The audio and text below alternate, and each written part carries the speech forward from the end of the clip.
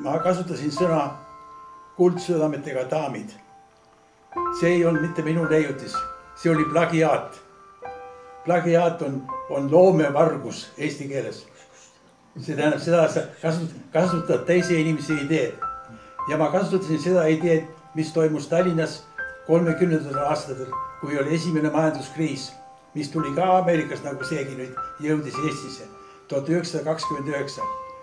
Ja Tallinnas toimus iga talvel toimus üks pall Estonia teatris, mida nimetati kuldsüdamete pall.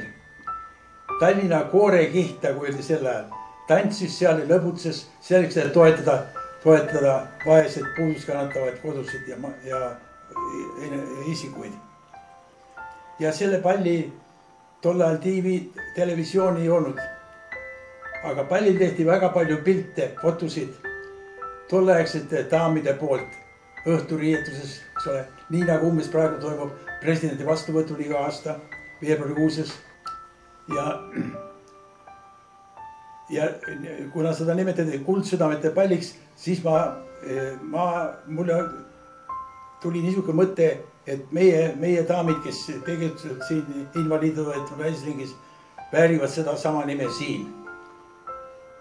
Nii et ma olin teatud mõttes varastasin nime. Aga ma arvan, praegu arvan, et see sobib väga hästi. Ma loodan, et ma olen kuidagi viisi kasulik olnud naisringile. Ja tänan naisringi väga headaliku koostöö eest.